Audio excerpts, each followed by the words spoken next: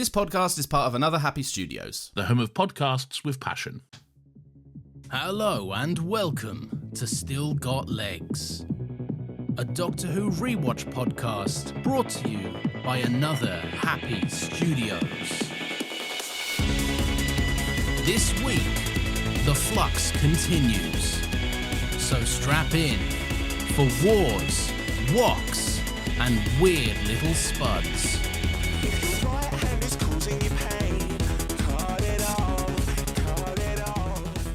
If your car is a stop. Hello, everyone, and welcome to Still Got Legs, the only Doctor Who Rewatch podcast in the world. There are absolutely no others that exist. Legally speaking, that might not be true. I'm not quite sure on it.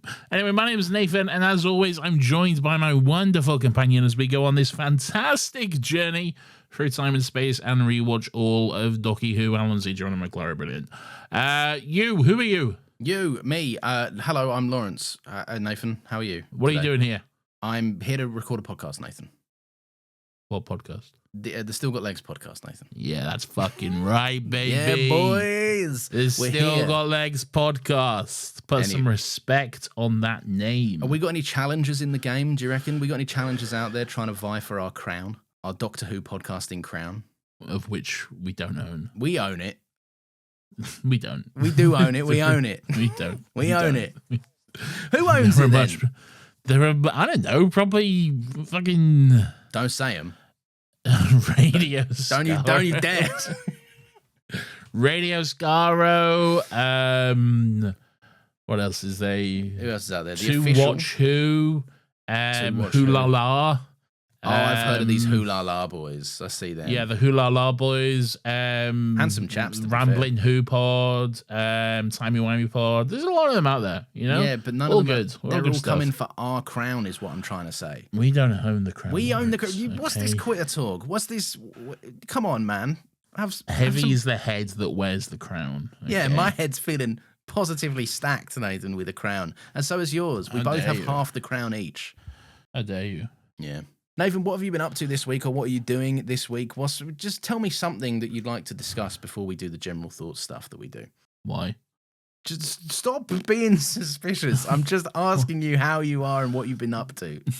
It's none of your business. No, okay? just tell me. I've been watching Friends. I've been playing Pokopia, and I've been What's Pokopia? doing not much else. It's Pokemon Animal Crossing. Oh, okay. That's fun. Yeah. Hmm.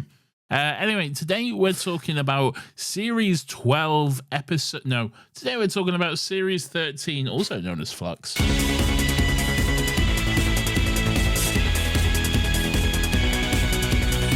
Episode 2, written by Chris Chibnall, directed by Jamie Magnus Stone.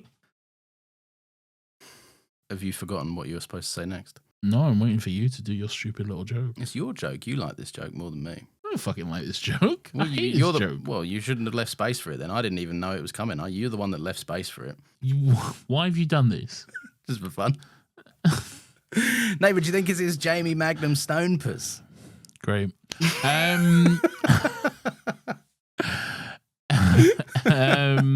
Anyway, yeah, it's War of the Sontarans.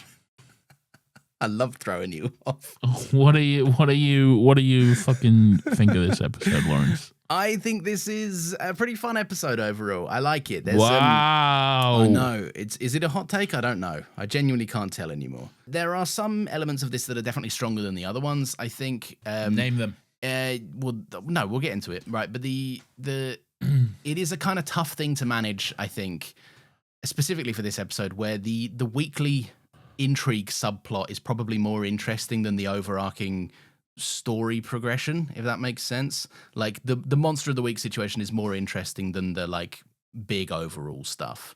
Nathan's pulling some faces at me, but mostly I had a good time. I enjoyed this episode. I thought it was fun.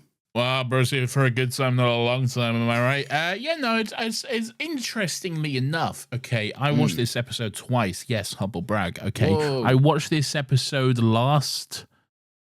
Was it last night or the night before? Probably whenever we were supposed to do the episode. I watched the episode before we were supposed to do it. And interestingly enough, I didn't like it. at all. Okay, sure. I really did not like the episode. And then I watched it again today, and I liked it a lot more. Now, granted, when I watched it the first time, I was hardly paying attention because I was also playing Pocopia on my Switch. Okay? Okay, yeah. So I was really listening to the episodes. Right.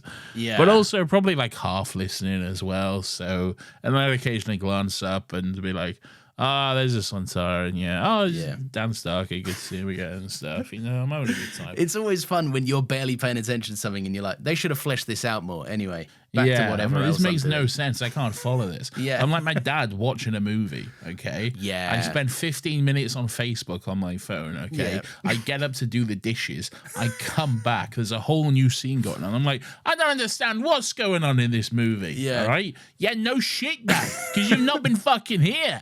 All right? Just watch the movie. My dad has the good sense to only watch media he's already watched at least once, unless he goes to the cinema maybe once a year, right? And then he'll see something new. But normally it's just reruns of Star Trek. So everyone get ready for mine and Lawrence's dad's new podcast where we talk about Star Trek. It's called Set Phases to Fun. That's almost certainly already a podcast. that has to be one. What about Pod Me Up, Scotty? That's got to be one. That's definitely one. Yeah. Yeah. Pod What Me about Up, other Scotty. ones? I'm running out. I'm already run out of Star Trek catchphrases. To boldly podcast. I've got Pointy Ears podcast. No, terrible. That's Spock. Spock This said is that. why you're bad at naming podcasts. Okay, Spock said that. Yeah. That famous Spock line. I've got pointy ears, Captain. I've got pointy ears, Captain. Oh, also, I need to offer a retraction and an apology for last week, okay? The entire community of Liverpool has reached out to me, by which I mean one lovely person, John, One Stop Customs on Instagram, has got in touch to let me know that it is in fact pronounced Anfield, not Enfield. I do apologise to all of Liverpool for that. Sorry, folks. And as penance, I will be stepping down from the podcast. Oh, wait, then who's going to take it? Oh, not my dad. Not my dad, surely. Yes. Keith is coming in now. Yeah. Okay, good. So what you're telling me is you've seen this twice and you didn't like it and now you like it. Is that right? Well, I liked it better than I did the first time. I think it's pretty. I think there's some good stuff in the episode. I think it's a fun romp. I think it's needlessly long for some. It's an hour long. Why is it an hour long? I noticed that. Because I was starting to feel the pace at one The point. second episode of Series 13, also known as Flux.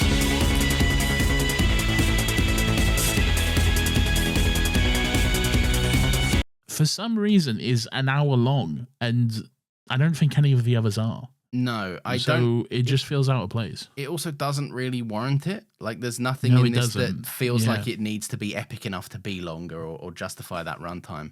If anything, it drags in parts. It does drag in parts. Yeah. There's some good stuff. There's some missteps. There's some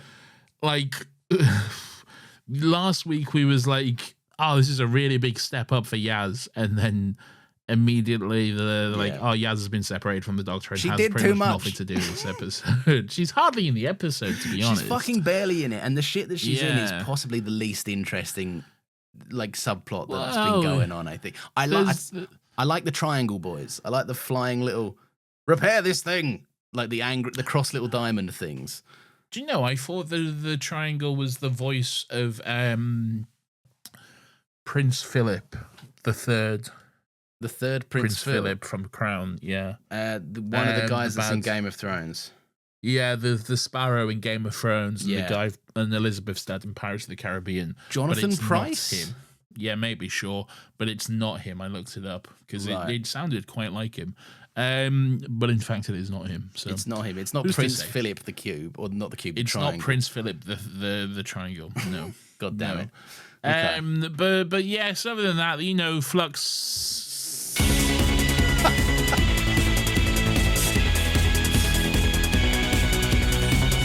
continues. We pick up where we left off last week with the event hurling towards the TARDIS.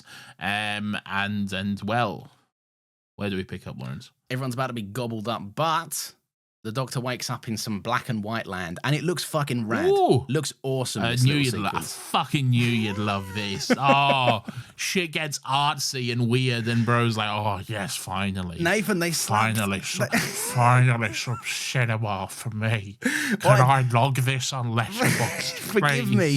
Forgive me for thinking that when things look cool, it's a nice thing. Martin Scorsese would approve of this. What's this? It's black and white for no reason.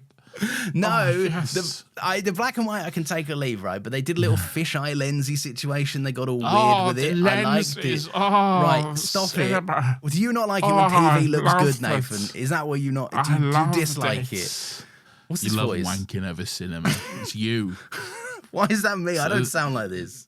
That is exactly how you sound. People will have trouble telling the difference, okay? Yeah, okay. All right, fine. That's exactly how you sound. Look, it was good. It looks cool. There's a big, creepy, weird, fucked up house all suspended in the air. I thought that was fun. There's a big haunted house, big classic haunted house, very like Amityville sort of esque house, like, ooh, spooky, spooky. Yes. I don't know what that is. What's that? It's like there's a haunted house story about it. Oh.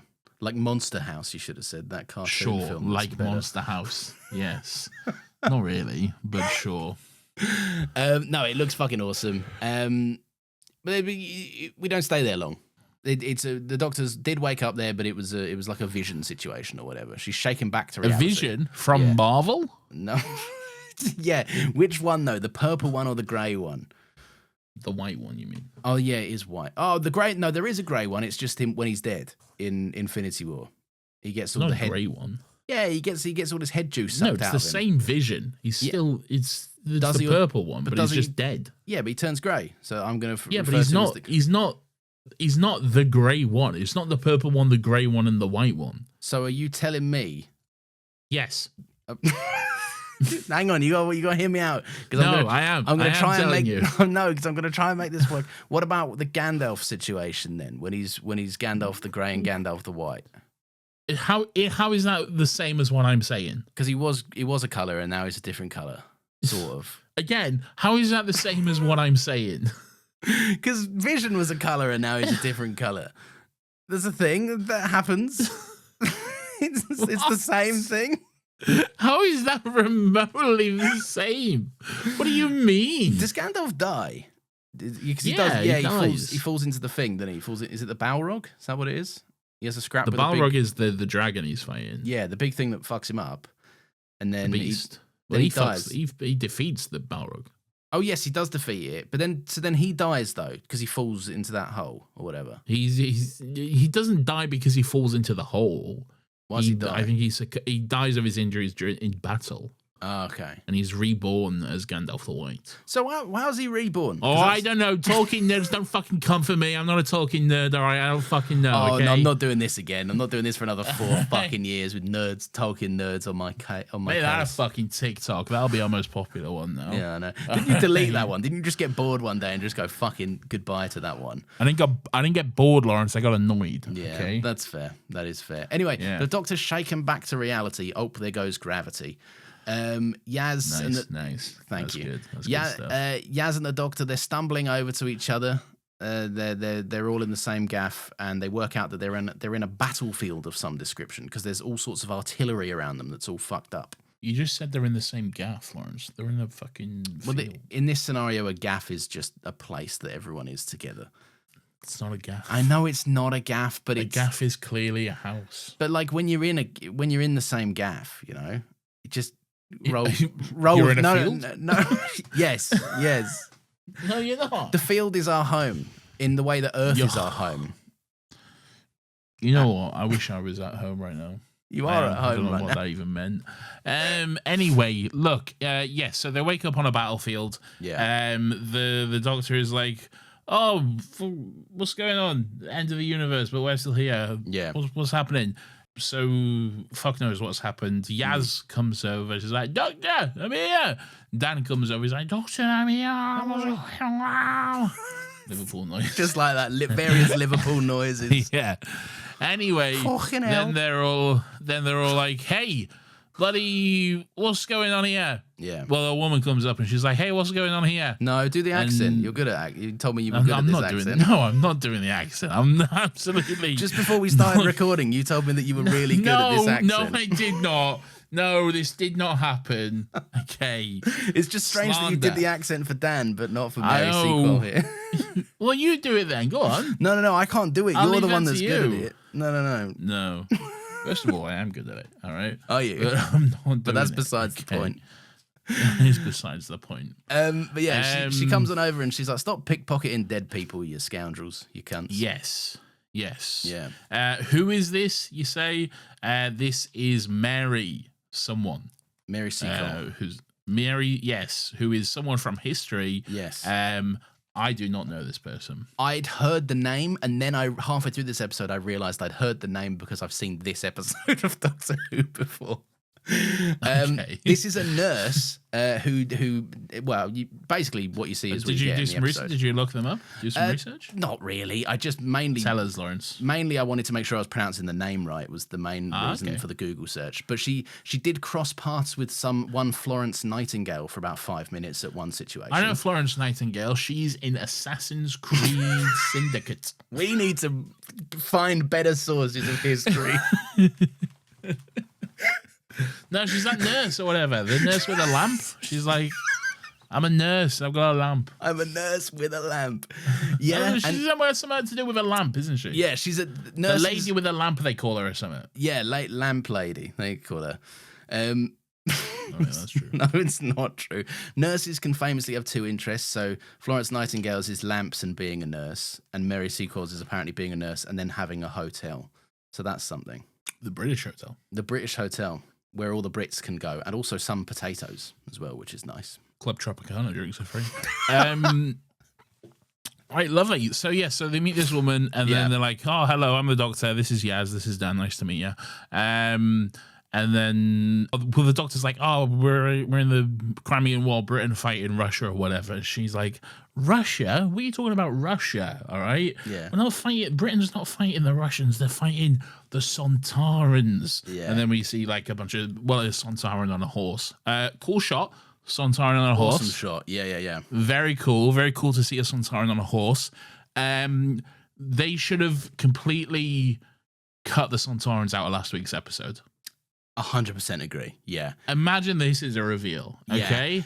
Imagine like there's no hint that Sontarans are in it. Okay. No, none of the fuckers. What do they do in the last episode? They're just like, we're going to war, and that's it. Well, that's right? what I was going to say. The annoying thing about it is last week's Sontaran appearances are so inconsequential. It doesn't do 100%. anything.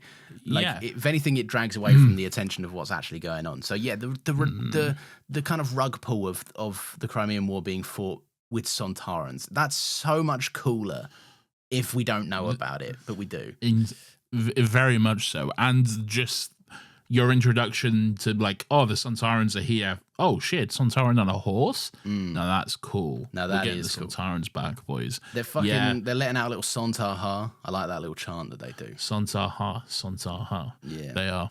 Vinda. You're absolutely right, Nathan. Vinda does do a little wake up. That's something that you said.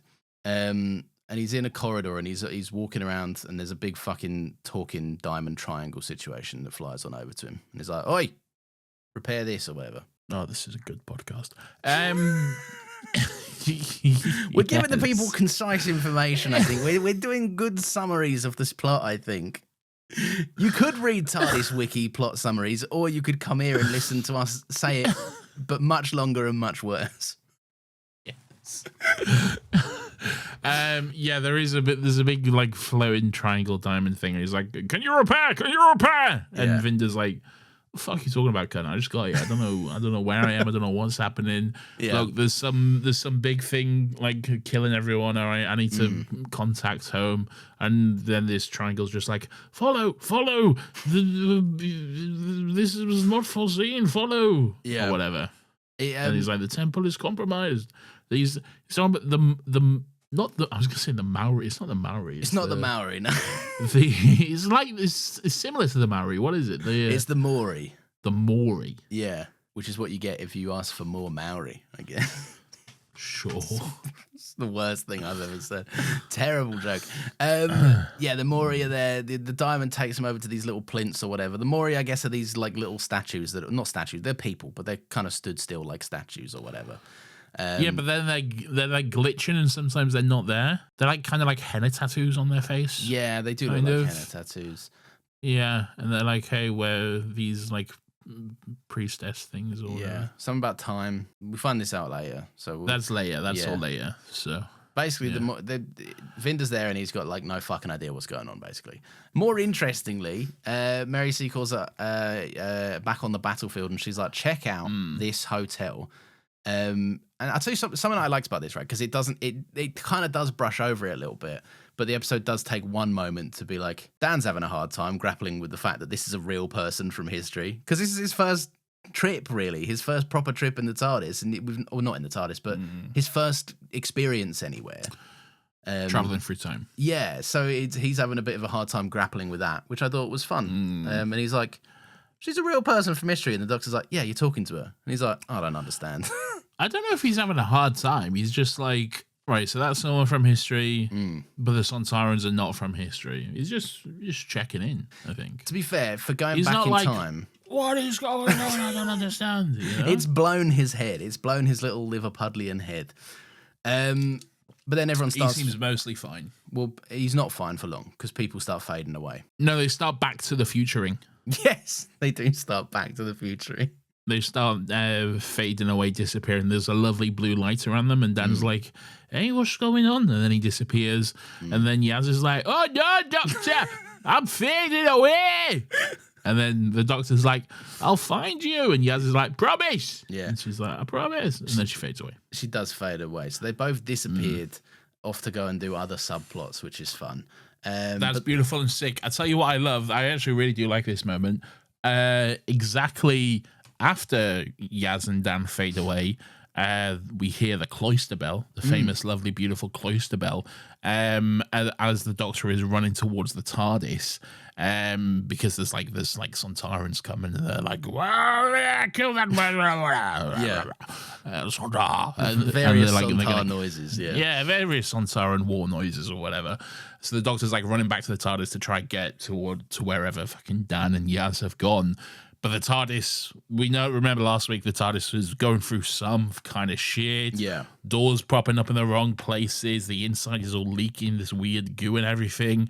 But now it's sealed itself off completely. The door's just not even appearing. It's just a solid box all the way around. Is that enough? Which was quite interesting. Every time you come in here, Doctor, something's fucking wrong. I've got shit coming out of places that it shouldn't come out of.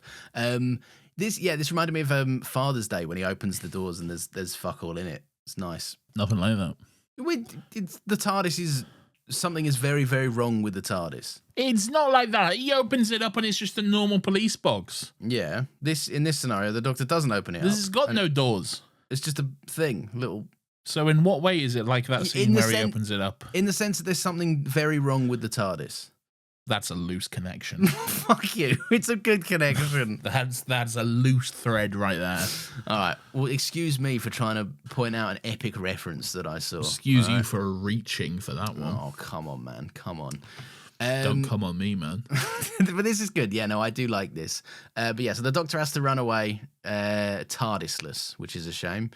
Yeah, then Dan is back. Dan actually is back outside his gaff, or where his gaff used to be. He's gaffless. He is, yeah. He is gaffless. He's on his street. He like sees his neighbor through the window and he's like, hey, it's me. Sorry about my house. I can explain. Can you? I'd love to hear that one, Dan. I would absolutely love to hear that explanation. Yeah, that's true. What the fuck is he going to come up with? Because I don't even think you know what happened, all right? So... The Doctor just handed you your house or whatever. Yeah, and here's he's your like, house. hey, what's this? I can't live in that, he says. Yeah. He's got nothing to say to this. It's a good thing that the neighbor doesn't want anything to do with him. He's kind of, they're like shocked to see him out and about. they're like, Well, there's clearly some kind of curfew been put in place or something, because like a woman knocks on the window and is like pointing at her watch. Yeah. And then Dan turns around and he sees a big Sontaran spaceship like behind Anfield Stadium. very nice, very good. Not getting me this week. And then a bunch of Sontarans chase after him, and they're like, "Yeah, curfew, that fire, we'll bloody kill you or whatever." They immediately take shots. No. I find it very funny, like the concept of like a Sontaran rule, because they're not like leaders. They just want to do war. So the second they see anyone breaking the law, they're like, "Yes, get in, something to shoot at," which is fun. They love it. Yeah, so they start popping off rounds at Dan, and he kind of sprints into an alleyway. But we cut away to Yaz, who is awoken in her own subplot, you might say. She has a fun line here. I did quite like this line because she wants a universal GPS situation, because she's like, "This happens to me a lot. I'm sick of getting sent away, basically." I mean, we do cut away, but not before his mum and dad save him. We definitely do. You're gonna do this again where you go to the tape, and I'm literally looking at the script. Yeah, you can look at the script, but what's in the episode? How was it edited? All right, bring it up then. All right, I'll hold my hands up. I was very wrong. I apologize, everyone. You owe me $1,000. Nope, didn't say that. All right, yeah. So Dan's mum and dad fucking whack out some stormtroopers. Dan's mum and dad are here. Stormtroopers? Why did I say stormtroopers? Yeah, why did you say stormtroopers? I don't know why I said stormtroopers. No, so Dan runs into the alley. They get whacked. They being the Sontarans get whacked with a big wok. Two lovely old people whack the Sontarans with a wok. Dan's like, "Mum, Dad," and then we hear his mum go, "Where the bloody hell have you been?" That was a bad accent, but whatever, you get it. Anyway. Now we cut away to Yaz. Yeah. Yaz is in a temple. Same place Vinder's in. The temple is on fire. The temple is on fire. But Mutton Chops is here. The return of Big Mutton Chops. Oh, yes, this pointless character is back. Yeah. And he's, well, I don't know if he's pointless. He shows up for like once an episode and he's like, "What year is it?" And then he fucks off and who knows what's happening. It's like the actors walked onto set while they were rolling a Yaz scene and goes, "What's going on here? What's bloody hell?" And the director's just like, "Just fucking go with it. Yeah, Let's just see what happens," you know? Because he kind of just walks in, mutters to himself, and then fucking walks off. And it's like, all right. He does. They have a brief chat. Yaz is like, what? Can you tell me what year it is? And he's like, "Is it of some importance?" And he's like, "Well, it's the year of our Lord, 1820, or whatever." And then he just fucks off. Yeah, fella, look around you. Something's wrong. It's not. Well, that it's just a temple, isn't it? Like, I guess from that you can't really. Maybe the girl in the leather jacket and the jeans could. Yeah, she should have been a bit of a giveaway, but she's not. But he doesn't know, does he? He's never seen a leather jacket and jeans before. If there's one thing I can say confidently about this man, it's that he doesn't know much. He has very little grasp on what's happening, seemingly. He knows that it is the year of our Lord 1820. Yeah. Okay. Yeah. Well, that's something. And he knows that all our fears made true. All is porous, all is broken. He knows that he must retrace. Nice. He knows that it will be to no avail if Yaz comes with him. He knows if his experience holds true, this confounded situation. Fella, what's your role? What do you do? What's the point of you? Anyway, then this little triangle comes up to Yaz and is like, "Can you repair? Can you repair?" Keeps harping on this fucking cunt, doesn't he? Yaz looks at her hand and she's got a little. She wrote. She's probably. I was going to say it's probably a little tattoo, but it's not. It's written on her hand, WWTDD. Yeah. What would the doctor do? What would the doctor do? I did like that, to be fair, because she immediately does pull a doctor move straight away. I mean, it's easy when it's written by the same person who writes for the doctor regularly, but it is good that Yaz just immediately goes, "Yep, I can help. That's why I'm here." Because it's going to get her to wherever she wants to go. In times of trouble, do you have WWSND? Written on your handy, yes. SND? Yeah. WWSND. Do you have that written on your hand, which you look to in times of trouble? Who's SND? You can do this. You can figure it out. SND. What do you think the N is? was probably you. It's not you. That'll be a Y. No. Very, very good. That's Nathan. S.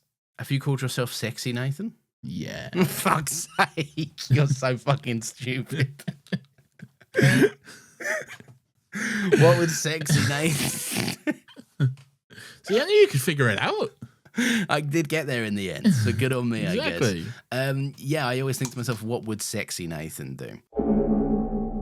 War? What is it good for?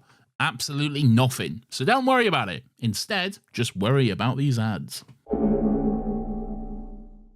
So, yeah, anyway, Yaz heads off, and she's like, right, I'm going to go find out whatever this fucking triangle is bleating on about.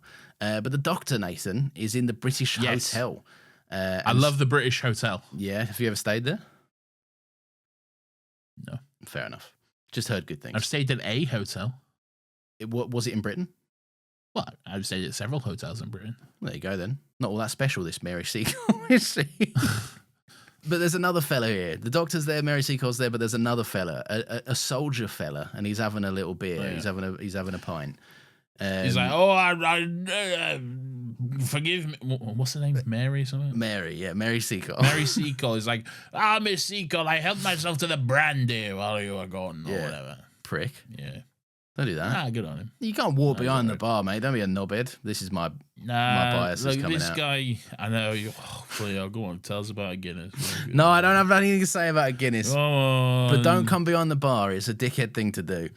That's all I'm great. saying. Shut up, Lawrence. Thank you. Anyway, whatever. Don't mind. Move on. He's planning an advance on the Sontarans. He's like, I'm going to figure this all out. And the doctor grabs his map, and this is a big.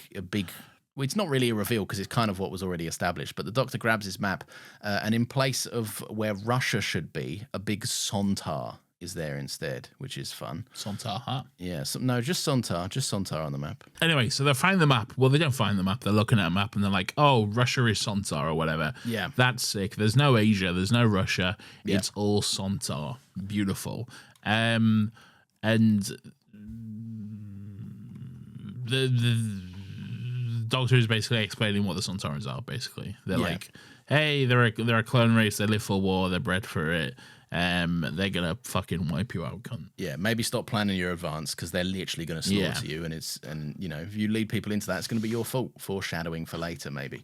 This guy's like, well, I'm the bloody commander of the British Army. There's always a fucking guy in the army that thinks he knows better. Yeah. Like every single time the Doctor encounters an army, there's always a guy in it that's like, actually, I like killing people, so we're going to have fun with that. There's always some foolhardy general who Yeah. thinks he's better than he is. Or they're an old and wise general, and then they're killed by a young, aggravated soldier who takes command. Thank you, Doctor, but I think I can handle one tin can, okay? Idiot. All right, cunt. All your mates are dead now. But yeah, so the Doctor's clearly causing a stir. So Mary takes her off to do the nursing rounds, which is a bit of fun. And she's like, look, I fucking love helping people, right? I built this place to help folks. All folks. And she pulls the curtain back to reveal a big old spud man, a Sontaran in her bed, which is not in her bed like that. She's not like, look, I've taken a lover. But she chained to the bed is a Sontaran who needs medical assistance, I should clarify.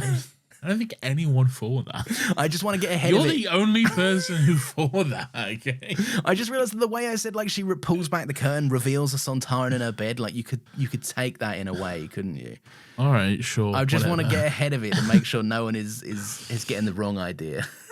All right. Anyway, you can see Dan Starkey back as a Sontaran. Nice to have him. This is Strax, but not Strax. Yeah, well, yeah, because this guy's still a little goofy, but not. I mean, the Sontarans, I guess, are goofy in general, but nowhere near as goofy as Big Strax. Strax was a nice little boy. Yeah, Strax was a cutie patootie who played with his grenades. But I like the concept of a Sontaran that's like having to be nursed back to health, because it's like the Doctor says, it's the ultimate shame. It's a fun, interesting situation to put a Sontaran in. Yeah. Anyway, they're like, well, the Doctor's like, hey, I've got some fucking valuable information for your commander. And he's like, oh yeah, fucking what sort of information? I love valuable information. And she's like, well, it concerns the Doctor. And he's like, oh, Fucking, I love sick. information around the Doctor. Yeah. Yeah. She says the Doctor saw Vanquisher of the Sontarans or something, sworn enemy, and then former president of Gallifrey. I feel Was like that lore we knew? I feel like it's implying when the Doctor took. Yeah, I think it's Hellbent, right? When he kicks Rassilon I didn't even off. think of that. Yes, of course, Yeah. of course. Because he says to Mr. Rassilon, President. he says, "Get fucked." He flies off in his little ship, and he's like, Get off my planet. "Now I'm the main boy. Now I'm the big head honcho of Gallifrey." Now I'm Mr. Gallifrey. Yeah, they basically they agree to the Sontaran's going to go and fucking tell his boys so that they can have a little parlay and have a little meeting to discuss and exchange informations. But this is funny. I like the way the Sontaran, like, he gets freed and he just kind of struts out and he's like, "Can't wait to fucking kill you all someday." Anyway, see you later, I guess. Military man does try and shoot him, but the Doctor's like, "Don't do that, prick," and he doesn't. Yes, yeah, the general's like, "I say, Doctor, you allowed an enemy combatant to escape." And then Mary is just like is like, "Sit down, cunt. I actually just discharged my patient, so why don't you go fuck yourself?" Yeah, get bitch. fucked, get all the way swiveled, Yeah. mate. But yeah, so this was actually a cunning ruse from the Doctor, if you can even believe it. She had an ulterior motive. What? Here. I know. You mean she gave up information on the Doctor for no reason? She did. I can't believe she'd do such a silly thing. That's crazy. That's yeah. crazy. So Sontarans are thick. We know this. Sontarans are dumb. And this Sontaran has, he has a mission objective, and it's to go and give his commander some intel. So he walks straight back to his base. Intel. Do you feel like Mary and the Doctor are like not far enough behind this Sontaran to not be noticed? Like, just the way that it was framed, they felt like they were like less than 100 meters from this Sontaran and being like, I can't believe we're following this Sontaran and he has no idea, He won't notice. Yeah. And Sontaran turns around and they both just stand behind one bush or something. They do the thing where the Sontaran looks behind, but they're just behind him, and they also look behind. I guess we're all looking for the same thing. But yeah, I don't know. I just felt like they were way too close to be talking as loud as they were in detail about their plans. To be honest, Well, he didn't notice really. it, so I guess it doesn't matter. There you go. But Sontarans are pretty stupid though as well, aren't they? They are thick as pig shit. Yeah. Yeah. So yeah, they walk on over. The Sontaran base is like in a fucking, like, it's on a cliffside basically. Like, he walks over to It's in a bin. It's not in a bin. What do you mean it's in a bin? Could be. No, it couldn't be. It's not in a bin. What do you mean? Maybe. So they walk on over, and there's fucking loads of them. Basically, they walk through this like hidden. Their base is shielded, and when they walk through it, we see fucking shitloads of them. There's like loads of ships, loads of soldiers strutting about on their patrols. Spaceships, Sontaran soldiers, and then the Doctor's like, "Hey, Mary, can you not sleep for like 4 days and just sit here and monitor all the Sontarans, please?" You better hope as well that there's no patients that like need regular medicine like administered to them, I guess. So that's fun. Oh, but then she might have had staff. I don't know. We didn't see anyone bustling about, but I'm sure there is some. It seemed like a little shack, but I don't know. It did, but maybe there's more that we don't know about. Anyway, look, the Sontaran passes over the information to his commander and just gets immediately executed for it. It's fun in the sense that it's nice to see like Sontarans interacting with each other. Like, he's like, "I'm going to have to shoot you for this." And he's like, "Yeah, that's good. I want that." It's pretty embarrassing that I got captured, so fair enough. He says, "I am shamed, Commander." The commander says, "Yes, the stench of your humiliation infects us all." Yeah. So that's sick. And then he's like, "Hey, I request mercy." And he's like, "Yeah, no worries, cunt. You got it." Bop. Shoots him. Yeah. He's like, the mercy of immediate execution. And he goes, yeah. Sontar Ho. So they have a little Sontar Ho. Yeah. Sontar Ho. Like Jai Ho. Remember Jai Ho? I do remember Jai Ho, yeah. Oh my god. Man. Yeah, that is back in the day. That is a certified hood classic. That popped off hard at a year 6 disco, that did. Year 6. I was in like year 10 when that came out, mate. Yeah, but I know you were. But that's because you're elderly. You're older than me, aren't you? So Dan's in a car. He's hiding out with his parents. And they're giving him the lowdown on the Sontarans. They've arrived a couple of days after he disappeared, and then they said that there was a 3-minute eclipse that we obviously know was caused by all the dogs' spaceships shielding the Earth or whatever.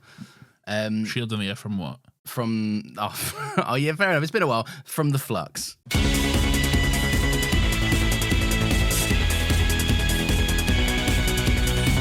So Yaz and Vinda, they're meeting each other. They're like, here's my formal title. Vinda's like, hello, I'm Vinda of the space something, blah, blah, blah. And Yaz is like, I'm Yaz of the police on Earth.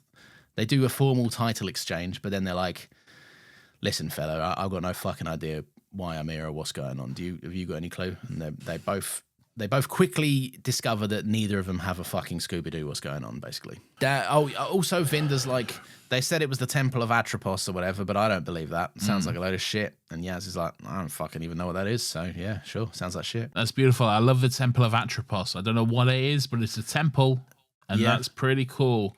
Yeah.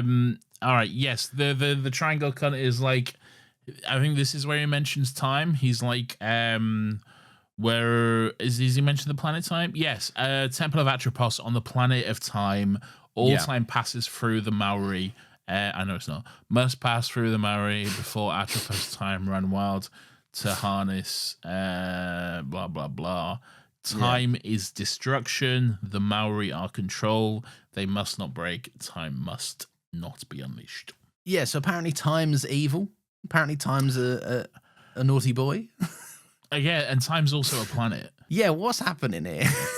I'm not 100% sure what's going on, really. I'm sure more plot points will shed light on this later down the line, but I gotta say this is the least interesting part of the episode for me on quite a considerable margin. Like, yeah, I don't know. It's just not very. It's they have to keep cutting back to them. I wish they'd have the confidence to not cut back to them. We don't need to see it if nothing's happening. And nothing is happening.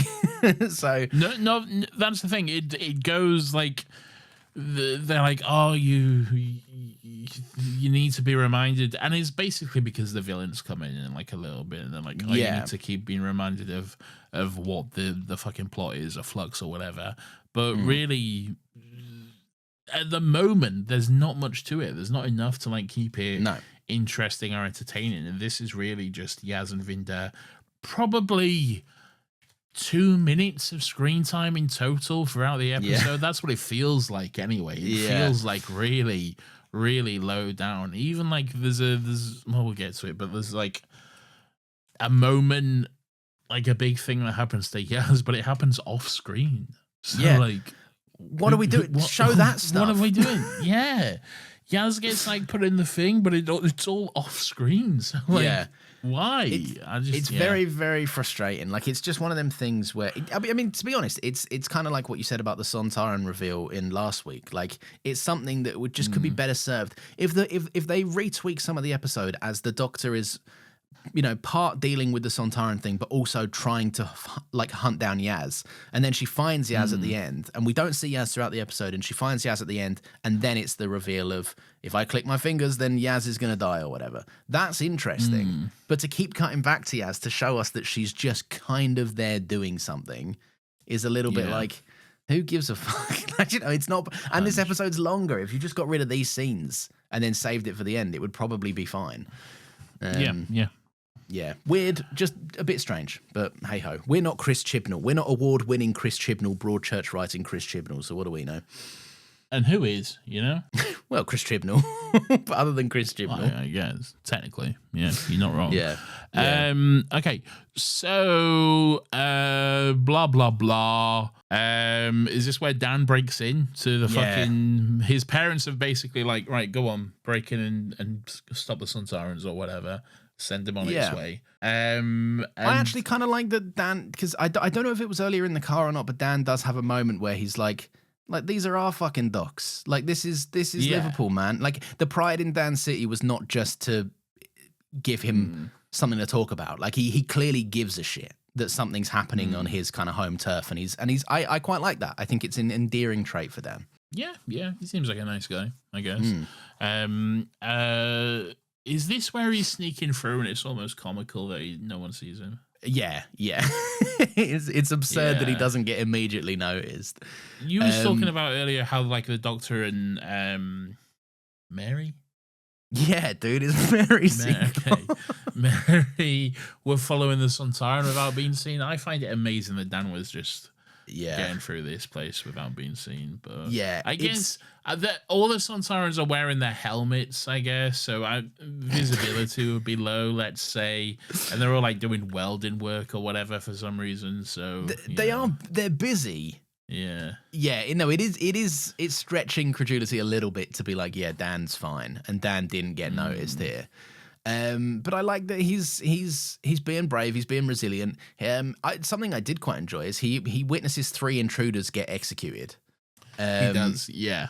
And the episode actually sits there for a moment and lets Dan go, Yeah. that was all kinds of fucked up. And like he takes a minute. Whereas I feel like in past this era specifically, I feel like Ryan and Graham and Yaz have been watching war crimes all the live long day, and they're like, anyway, moving on. Like it doesn't ever seem to emotionally register with them. So it was quite nice to see Dan take a beat and go, that was fucked. Anyway. Yeah. Quite fucked that Sontaran is like, if you have any last words, keep them to yourself. He says before they just get executed. Brutal, really. I'd have just annoyed him. Like if someone ever tried to do that, like I feel like if it's inevitable and I'm going to get shot in the head, like in 30 Does seconds. it say what? Yeah. Like I would go out of my way to be like, make him look like a dork, basically, for the last time that I had left. Yeah, that'd be fun. He didn't say what. Oh, did you really want me to say what? Yeah, I did. I thought you... What? Thank you.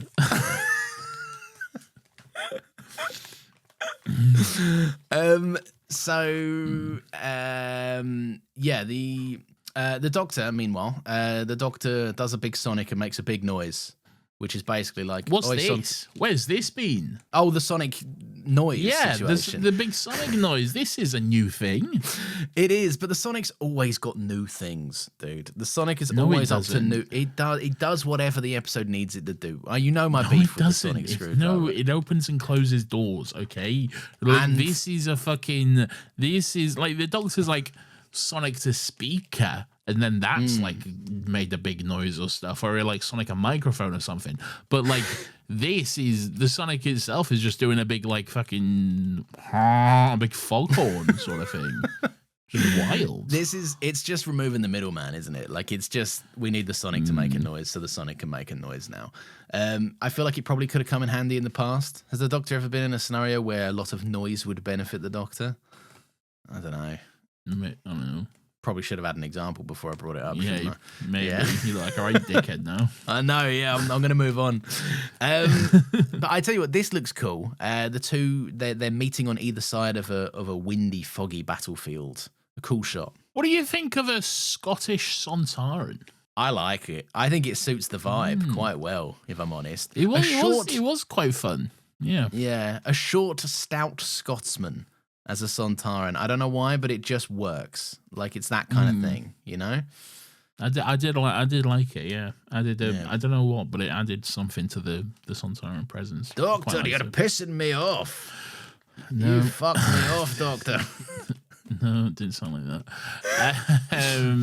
Yes, blah blah blah. The Sontaran's like, it is regrettable that our flux.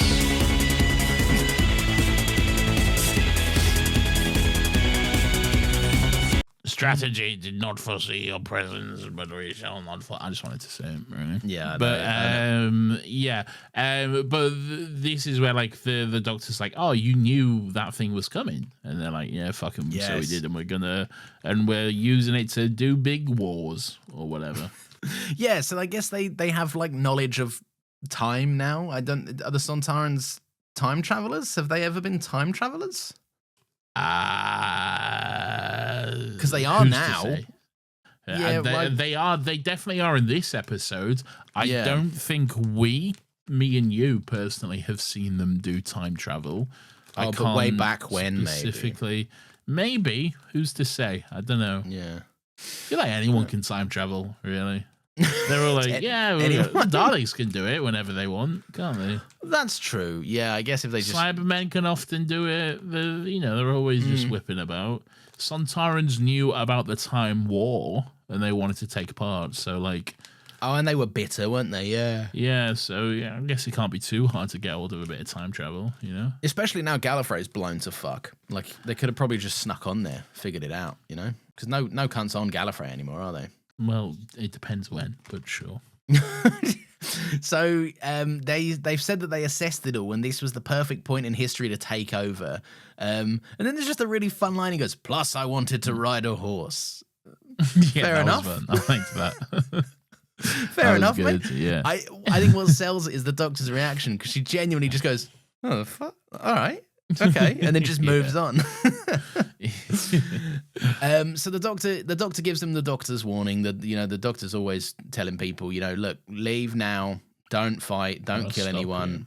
Yeah, I'm gonna stop you if you stay here and fuck about, but this is your one shot, mate. Get Yeah. gone, basically. But No. well, battle- no, she's like she's saying that, but then the British general comes in and is like, Oh yes, yeah. she does not speak for me. We'll do a big war and we'll Yeah. kill you. Basically, I can't wait to do a big war. I can't wait. And he's like, also get this traitorous doctor out of here. Someone apprehend because this they're a woman. doctress. Yeah, come on, man, don't be like that. She's just a doctor, mate. Yeah, Yeah, What are you doing? fucking, that's rude. That is very rude. But yeah, so he's like, listen, battle's going to go ahead. Did you find this strange? It turns out they were both all ready to go. Like, because the Sontaran was just here as a parlay, but when the British bloke comes in and goes, come on, boys, it's time to it's time to do a fight or whatever, right? Get the doctor out of here. Get this doctress out of here. It then immediately, like, the battle immediately happens straight after that. Like, the Sontarans are all behind Sontaran, and the forces are all behind the other fella. Like, I'm not surprised that the Sontarans are ready to go. That's their whole shtick, you know. They love a war. that's fair, but all the all the British soldiers are just suddenly like, and now we're here for battle too. Like, Well, this guy loves a war as well, so he's got his men ready, I guess. that's true. Maybe, yeah, he's taken a And he leaf out had- of his enemy's book. Yeah, and he had a bit of warning, didn't he? He knew, like, the doctor was up to no good and stuff, so I guess so. Yeah, it works he had if you time to think get his about it. men ready. Yeah. Yeah. Anyway, big war, big battle. Wasn't expecting Big this. war. Like a big, No. big battle scene with, like, big armies running at each other. It's probably all CGI, I guess, but it doesn't look bad at all. I thought it Quite looks pretty frankly. good. It's every now and again Yeah. you see those simulation videos where you can, like, someone out there programs like a 100. 1,000, Yeah. 100,000, like, I don't know, fucking samurai versus one Mr. Blobby or some shit. like Yeah, that. yeah. It was kind of shot like one of those, and I saw one recently that made me laugh. And it was like, I think it was like 1,000 Mike Tysons versus 100 Stephen Hawkins, and you think immediately Stephen Hawkins obviously just going to get clotheslined, right? But turns out, according to this person, Stephen Hawking has special laser eyes and, like, abilities to like summon weather gods and shit that blew away all the Mike Tysons. Do you remember Stephen Hawking in epic rap battles of history? Was it was Stephen Hawking versus Albert Einstein? Yeah, I that's the think. one. Yeah. And it's just there are 10 10 million particles in the universe that we can observe. Your mama took the ugly ones and put them into one nerd. It's they got away with fucking murder on that show, didn't they? They really did. So many. Stephen Hawking things. dead? I feel like that's something I should know, but I don't. I feel like he is. I have a memory of him dying. Yeah, he died in But- 2018. Good on him. Yeah, and he metaphorically died in the movie The Theory of Everything when Charlie Cox, aka Daredevil, fucked his wife. Remember that? Felicity Jones. Yeah. He said, "Come here, Felicity Jones. I finally get to use my British accent. What do you think?" What one of the most egregious Oscar bait movies ever. Oh quite boy, frankly. yeah. Yeah, that's Yeah, it like- is always funny when a movie is so clearly begging for an Yeah. Oscar. Like Fucking just Yeah, Eddie, you won the Oscar for it. No shit, okay? That was going to like- happen. That's the shit the Academy loves, man. All right. Yeah, Oh, you yeah. played a disabled person. Well done, man. Great job. What an Yeah. amazing transformation. Eddie Redmayne went through a little thing of them, didn't he? Where he played a trans person. He'll as do well, it a all, mate. Danish He'll girl. be Yeah. a disabled person. He'll be a transgender person. He'll be An autistic wizard. an autistic wizard. Not anymore, mate. They No, cancelled that shit. They're That's We're not done. doing any more of these. Yeah, there's a big battle. They're running at each other. They're shooting. British Army, you're fucked, mate. They got laser guns, man. Yeah. Come on, man. Like Yeah. I'm watching that big shot where they're running into each other. I'm seeing British dudes falling. I'm not seeing any spuds hitting the ground, man. No, because even if you can shoot them, even if you can load your gun up in time, because famously those guns take 15 years to reload as well. Muskets, you gotta be like, Yeah. I've got my musket stick. I'm cleaning it out. It's like fucking. Yeah. It's like if every time you had to use the Hoover, you had to then stop and clear the Hoover bag out. Like infuriating, I think. But also you had to do that 15 times whilst using the Hoover. Yeah, that's what's like every time you go. get one blast of. Yeah, you get one blast of using the Hoover, and then you Yeah. have to stop, reload, refill, all that shit. Crazy. Love a musket. Anyway, Dan is at the docks and he's doing some vlogging. Yeah, he is. He's going like and subscribe for more Sontaran deep dives. Get ready with me to infiltrate the Sontaran spaceship. What's the My other one I name's like to Dan. say? I'm a I don't know 44-year-old guy from Liverpool, and here I am invading a Sontaran ship. Good stuff. Good on you, Dan. Good on you indeed. So he finds his way into one of the ships. Back on Boring Temple. All the skeleton cunts come in. And they've got a big fella with them this time. They've got a big fella who they call Passenger or something. Oh, when you said the skeleton cunts, I'm like, who the fuck are there was skeletons? No, yeah. But you mean Swarm and Swarmetta, yeah. They come in. Did you know that Passenger was also the name of that guy that sung that song about lights? Do you remember? Back in like the early 2010s. Is a guy that I can't remember how it go. Oh, yeah, no, I remember how to go. The one that went, "You only need the lights when burning low." Remember that guy? Oh, yeah. Yeah. So he's called Passenger. Rain when it starts to snow.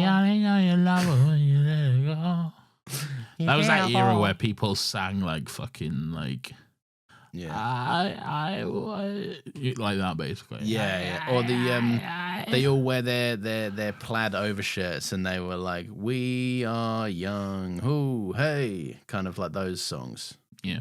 Yes, Swarm and Azure, they're here. Yes, they have a big beefy like muscle now, I guess. They got their thug, their goon. Because obviously they need it when they've got the ability to turn anything into dust or whatever. They obviously need muscle. They just give it like a wave of their hand and they just turn into fucking whatever. This is the episode where I noticed that the because when Azure like kills the little triangle cunt or whatever, the energy they use to do that is the same as the flux.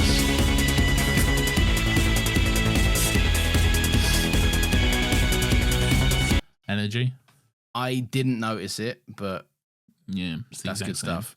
That's And they're kind of eagle-eyed like attention. made of it, I guess. They're like, because when they appear, it's the same sort of energy as well. So Oh, is it? I thought they just. Oh, yeah, I guess so. I never really noticed that kind of shit. I don't know why. I should pay more attention to the kind of effects that are being used. and yet, anytime there's a sound effect, you're like, that's the regeneration sound effect. Well, it is. They shouldn't reuse the regeneration sound effect. I know it is too iconic. You're like a hawk with that shit, man. You're like, that's the regeneration sound effect. Potatoes. Get your hot potatoes. Oh, wait, that's a Sontaran. You can get other potatoes that aren't Sontarans if you want. What is this? I don't know. I don't know. You didn't even mention ads. No, I didn't. You just talked about potatoes. There's nothing to do with it. You know what? All of this is kept in. There's an ad coming up, everyone. And that's Lawrence's way of letting you fucking know, apparently. Enjoy the ads. We'll be back in 30 seconds or so. Oh, is this when the doctor goes and sneaks in? She meets up with Mary again, and she's like, let's go and have a butcher's in their spaceship because they're all off doing a war. So it'll be nice and quiet. Mary's got all the plans that she's been writing down and everything. Like she's took notes of the Sontarans and everything they were doing. And now that they've gone off to battle to fight the British, they can all sneak into the ship. Well, they being the Doctor and Mary. Sneaky style. She uses a catapult to one hit punch a Sontaran and goes, "Get in," which was really fun. Pretty good. Quite enjoyed that. Yeah. Anyway, they get in the ship, blah, blah, blah. Basically, they at the same time, across different times, Dan gets on a ship and so does the Doctor. And then they manage to somehow have a little FaceTime call. Like the ships connect up somehow. And then they're like, oh, Dan, it's me. I can see you. And they have a lovely little call. So that's pretty fun. That is pretty fun, yeah. Very, very fun moment where Mary's like, oh, hi, Dan. And he's like, oh, Mary, is that you? Hi, nice to see you. And he's like, hello, dear. I don't have a clue what's going on, but I'm having a great time, you know? I like that. Dan's got some classics. Dan's got some classic lines here. That's funny. And then there's also Dan is revealing the plans he's overheard the Sontarans talking about. And he says they've got an obsession with Japanese food. Confusing, confusing temporal for tempura, which is really funny. Yeah, and the Doctor's like, could it have been temporal? Come on. And he's like, oh yeah, that makes more sense, I guess. That makes way more sense. Yeah, but that really fucking made me laugh. I think that was very fun. Don't get me wrong, Graham is funny, right? And Bradley Walsh was really, really good as Graham. But it definitely helps to have an actual comedian sell these lines, like these kind of clueless old man lines, because John Bishop's really funny with them. Also, speaking of, do you reckon he's got nudies on his phone because he doesn't want the Doctor getting onto his photos, does he? Almost certainly, yeah. He's a dirty old perv, dirty old man. Dirty old perv Dan with his nudies. But yeah, so the Doctor what? She connects up to his phone. I can't remember why. I don't know why she needed to do that. Because for the videos. The videos that he took. Yeah. Yeah. And she's like, the Sontarans are building ships. They're going to invade all of Earth. This is a good plan, I think, for the Sontarans. Invading all of Earth's history and therefore kind of rendering it to just not exist. Because if they go and fight Earth battles in various points, it's that, you know, the job's done. They've been wiped out. You could kind of, if you went back far enough, you wouldn't really have to do loads of battles, would you? Just fucking stamp them out of existence the second they rear their head, really, wouldn't you? Yeah, but this is the Sontarans.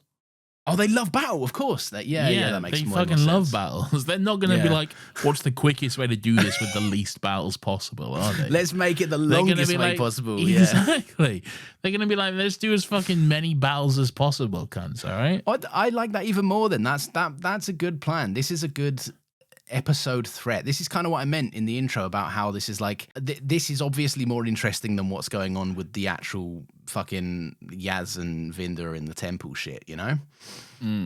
Just seems more interesting. Speaking of which, well, actually, no, because the call cuts off. Like a Sontaran joins the call and he's like, oh, bloody hell, what's going on here? We're all bloody... actually, speaking of which, there was like, I feel like there was a fun little joke, a very timely joke when they're having the call, Dan and the Doctor, where they kept talking at the same time, saying the exact same stuff.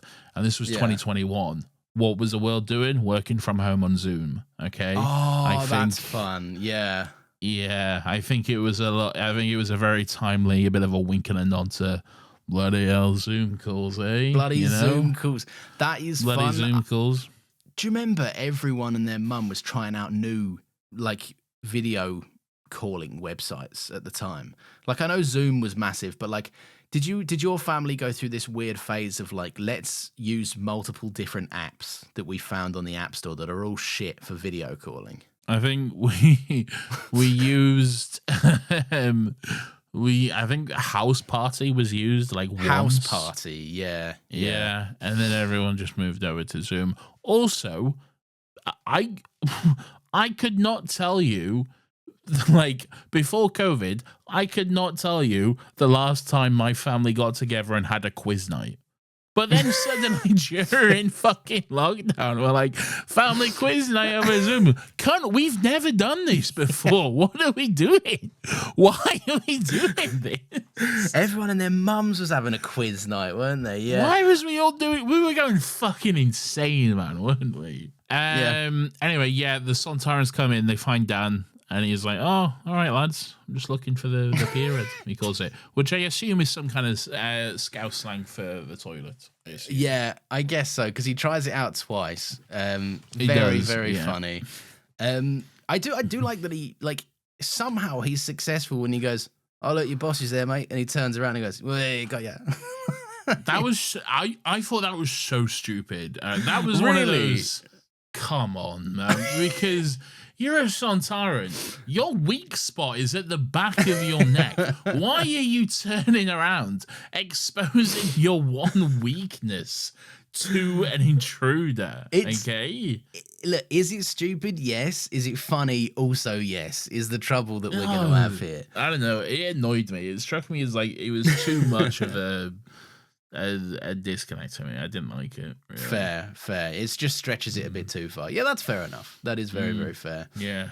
Anyway, but back yeah, to Boring Temple, and boring stuff is happening because, well, doesn't matter. But Yaz is like, hello, and they're like, hey, let me kill this triangle, and whatever. Who cares, man? Yeah, Who this fucking is all cares? really boring.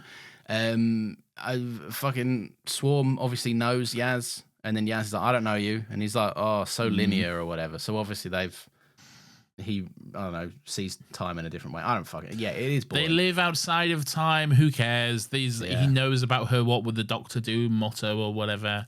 And then, oh yeah, and Yaz is like, how could you possibly know that? It's written on your hand, Yaz. He might have just seen it. Yeah. yeah. But yeah, so elsewhere, being on the Sontaran ship, Dan is preparing to face a little execution.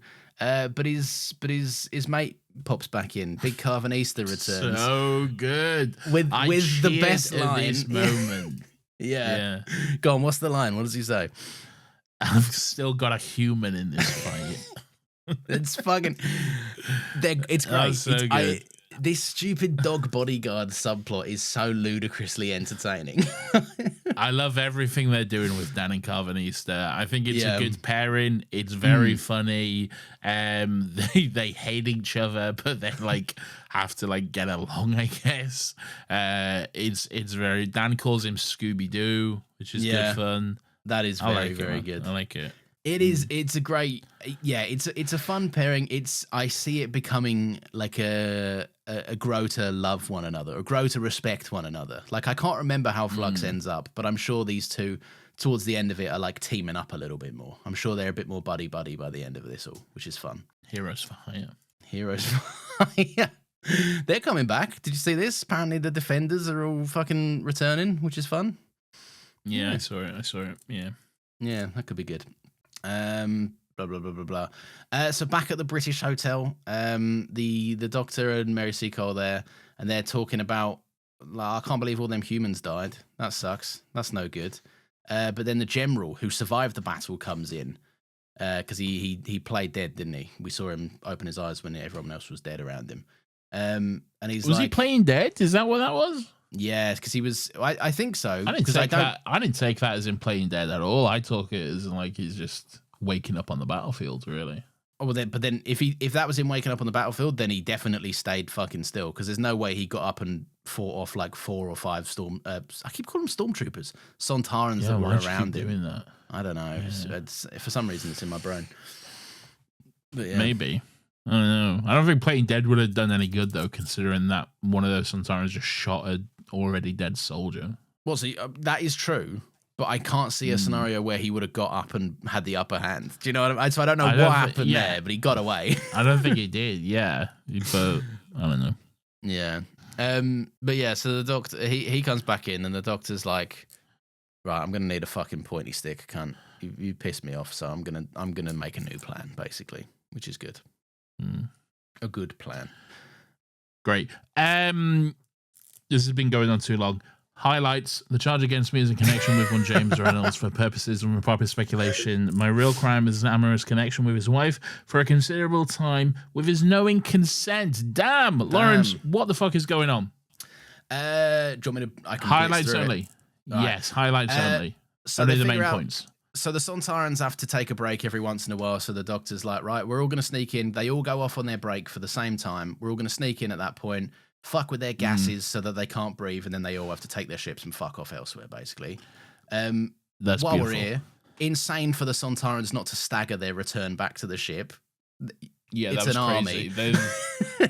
There's a weird mechanic written in where all the Sontarans have to refuel for some reason at the exact same time all together. Yes. I think even the doctor's like, that's pretty stupid, but I guess they have to do it. But that's Sontarans, yeah. Sure. It is really funny when you get, as the writer, you get to hand wave your dumb writing away with, well, they are dumb, so they would also be dumb. Like, fella, we can see through this. Anyway, fucking then Dan and Carvanista escape yes, out of the toilet, basically. They out of the toilet, a little tube. They blow up a ship and run out of a little tube. Yeah, which is good fun. The doctor meets up with the Sontaran commander again and is like, get fucked. And he's like, I'm never going to surrender, but I'll do a strategic withdrawal. So he melts, basically. But then the British general is like, actually, what if get fucked cunt, and then kills them all while they're retreating? Yes, I guess he just rigs up a fucking little explosive and he shoots the ground. I did this in GTA 5. You ever like poured gasoline on a car and made a little trail and then blew it up? It's a good way to blow up a car in GTA 5. Yeah, sure. It's not a good way to blow up a car. It's a very inefficient way. No, the best way to blow up a car in GTA 5 is sticky bombs. Everyone knows that. Oh, that is true. Yeah, sticky bombs are goated. Yeah. I've got to play GTA 5 again. Anyway, highlights. So the doctor hears the TARDIS in the distance and leaves to go and find her mates. The door comes back and she's like, thanks for bringing the door back. That's helpful. So she goes back to Liverpool and she finds Dan and Carvanista. And then Dan's like, I'll come with you. And he's like, good stuff. Carvanista's like, you guys are going off world for a bit. I'll protect the Earth. That's on me. I'll do that. And she's like, cheers. Nice one, dog. Then the TARDIS even more fucked. There's big things like spikes. Oh yeah, growing out of the walls of the TARDIS. Yeah, it looks all fucked up. Yeah, but the doctor's like, I don't have a lot of time to figure this out, so we're just gonna live with it. Doctor, put some time. I'm interested about. I can't remember what's going on with the TARDIS, but yeah, this is interesting. What's wrong? Yeah. What's wrong with the old girl? What is probably wrong something to do with the flux? Very good. Anyway, then they get to the planet time. What? Yes, I was gonna say I always go to keep singing it on, but that's when it stops, and I should know that it stops. Yeah. So they go to the planet time. Blah blah blah. Basically, it ends with a Thanos snap from Swarm, saying, "When I click my fingers, the full force of time will blast through them." Them being Yaz, who's chained up to a fucking priest thing, whatever, who cares? And also show us that scuffle, show us that stuff, show us the interesting. No, happened off screen. Who cares? You know, you don't get to see it. The most interesting thing, the most interesting part of Yaz's storyline this week was off screen. So that's pretty fun. That's awesome. Anyway, yeah, big Thanos snap and blah blah blah. That's it. Yeah, that's awesome. Next chapter, Once Upon Time. Once Upon Time. I'm excited. I have no idea. I can't remember anything about it. Is next week the Weeping Angels one, or is that the one after? No, that'd be the one that's called The Village of the Angels. Oh, there you go. I didn't know that was called. That was one of them. Yeah. Okay. I'm excited. Nathan, can I interest you in a theme song for a segment that we do? I guess I did have some more thoughts, but sure. Oh, did you? I thought we were breezing, but go on. Share your thoughts. Well, I was just going to say, overall, a mixed bag. I enjoyed the episode, but there was definitely some excess, which I feel like could have been cut. Did it need to be an hour long? No. Did not need to be an hour long at all. Yeah, it's good. I would say it's a net positive, but it definitely could have done with a kind of a second go around on either the script or the edit, just to trim some fat, basically. So I think we're in agreement. So good on us. You don't like agreeing with me. Why don't you like agreeing with me? No, it's not that no, it's just that this is so petty. But like you're saying, I think it could have had a second go around on the script or the edit. I'm sure this is not a first draft. I'm almost certain this is not that. And the first pass at the edit, and they're like, "Yeah, that's good enough." And then they called it. It's just a saying, isn't it? You know, when it's you have an incorrect saying. I don't. You're ridiculous. It's an absurd thing. Whatever. Anyway, I did say it was petty. You did say it was petty. I will give you that. You did say that. Anyway, It is time for this. Weirdo of the Week!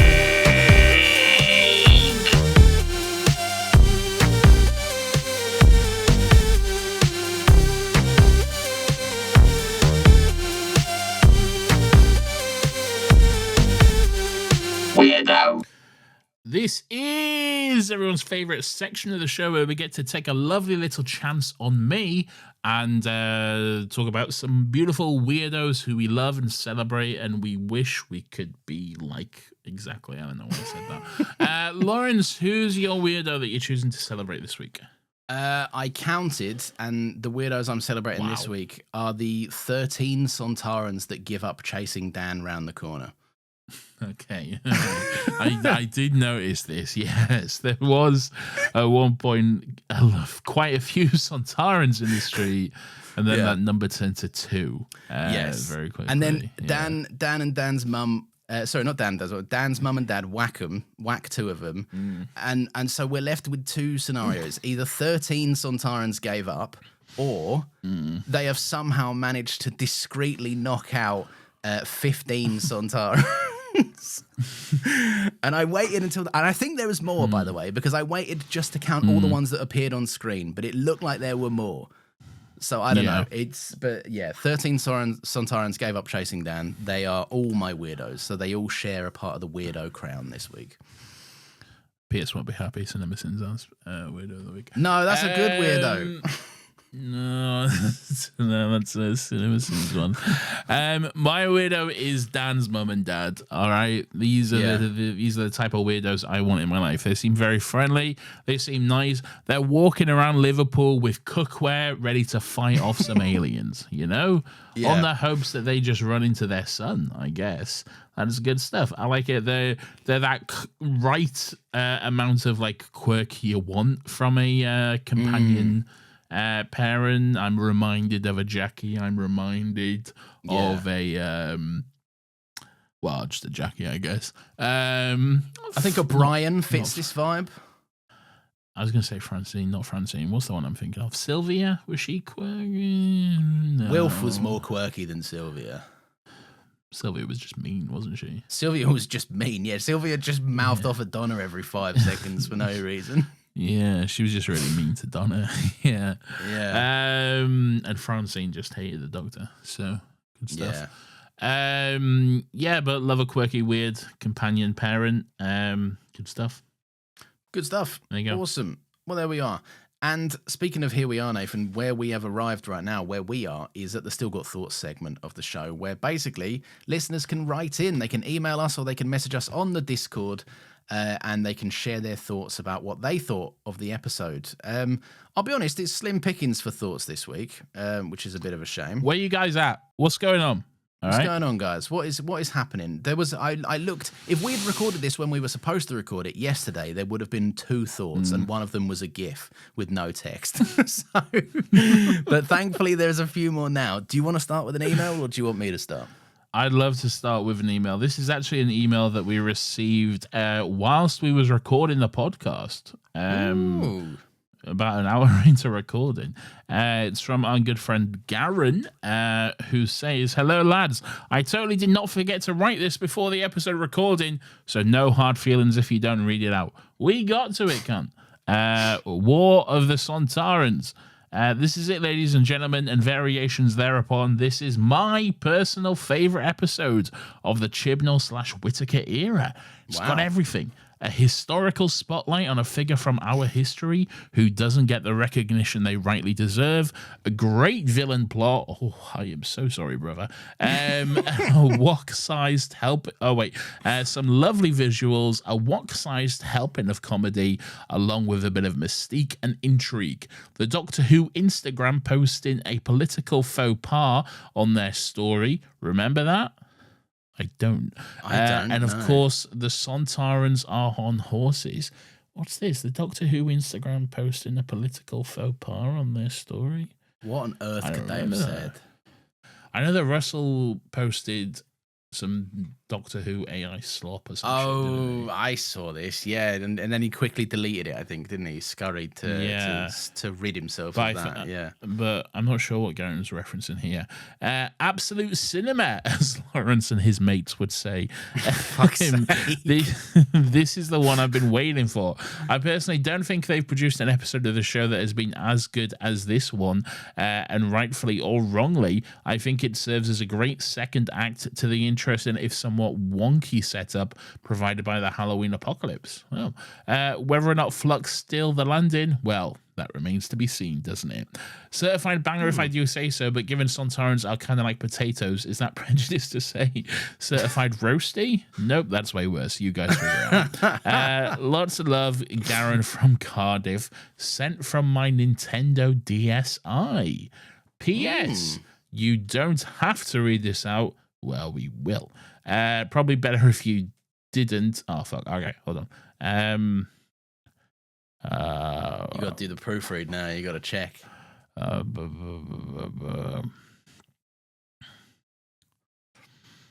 read this. It's fine. But I just wanted to say sorry. I can't be there on the stream. I'm currently awaiting a start date for a new job, and money has been tight, so I've had to cut back on a few luxuries, Larry, I'm on DuckTales, so I had to unsubscribe from the Patreon until finances get back on track.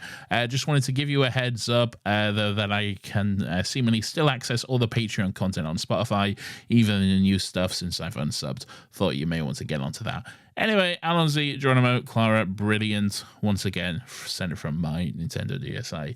Hey, take what you can get, man. Yeah, like, brother. If it's telling you it's fine, then it's fine. That's all I need to know. It's fine. Yeah, frankly, I'm not stressing about that. But also, you do not need to apologize about taking a break from the Patreon at all. It's only ever what you can afford. If you can afford, we're not asking you to put yourself in hardship for us, okay? That's going to go as a PSA in stress general. That's going to go as a PSA in general for everyone as well, by the way. Like, you don't need to justify it. You don't need to give us a reason. It's literally fine. People's money. You can come and go money. as you please. Yeah. 100%. Yeah. The best episode of the Chibnall era? I don't know if I can agree so far, but I don't know if I would agree. I think I also preferred last week's episode more than this one. Yeah, I would say. Too. But hey, if you love it, that's what you're vibing with. Good on you, man. Good on you. Who are we to stand in your way? Yeah. Damn the Lamb on Discord says, gonna be honest, I think this one is a bit too slow and a tad too boring for my liking. But good God, I love the new Sontaran armor design. Looks incredible and especially fits in the Crimean battlefield. And they reference links from the first ever Sontaran story with Pertwee, so that's fun. Really drags in the middle though, and I'm just sat here patiently waiting for the Village of the Angels. I know that people like the Village of the Angels. I know that I've heard that the Angel one is the real good one that people love. I'll tell you what, I love the promo shot I've got for the promo post I've got for the Village of the Angels, one because the shot is so good. It's such a beautiful shot, man. I'm gonna have to go and take a look now. You've teased me too hard. You can't. You won't find it.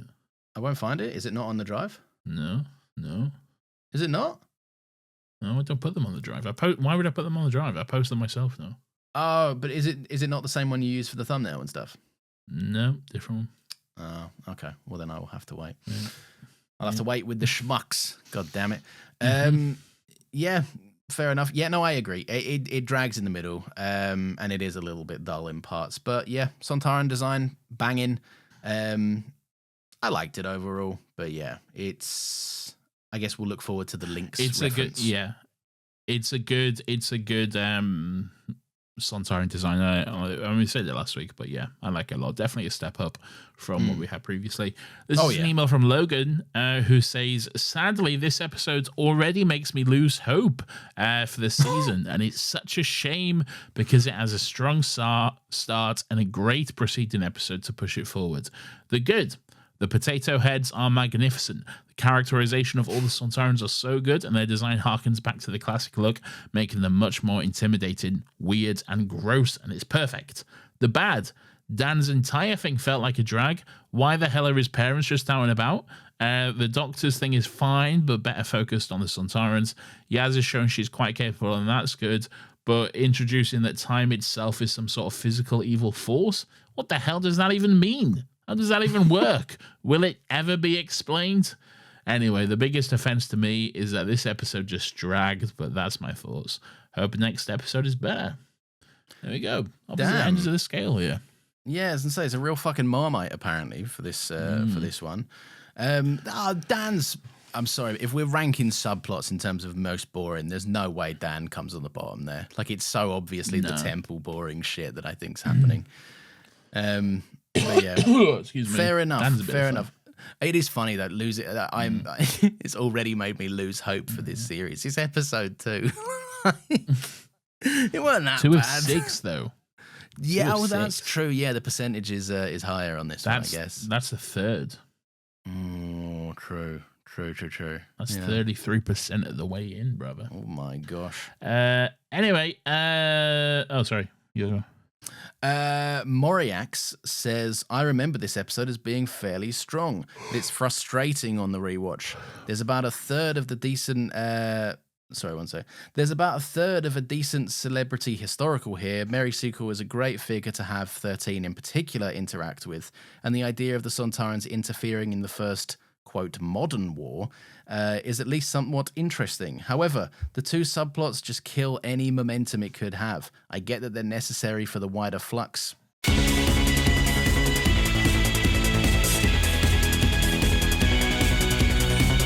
Plot, but it definitely feels like Chibs had the script he was working on and then decided to crowbar the wider flux.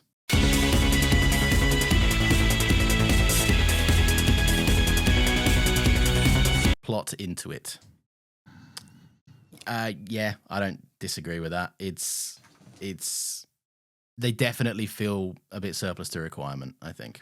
Well, the Yaz and Vinda stuff anyway. I like the Dan stuff. The Dan stuff I feel like works because it's still about the Sontarans. Lawrence, shut up. This is an email. No, don't respond to them, Nathan. That's naughty of you. I'm gonna be honest. I largely wasn't listening. Yeah, I know. I was too focused. You're gonna come across bad. That's fine. I'll come across bad. I was too busy looking for when it said flux.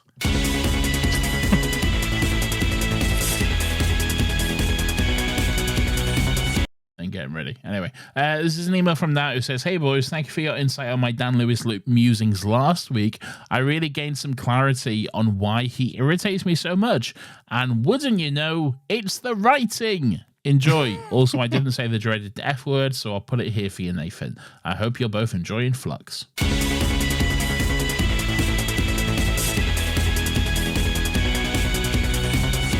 I am enjoying Flux.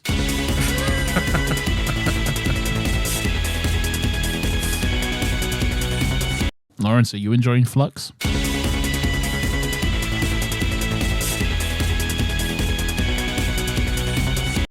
I am enjoying Flux.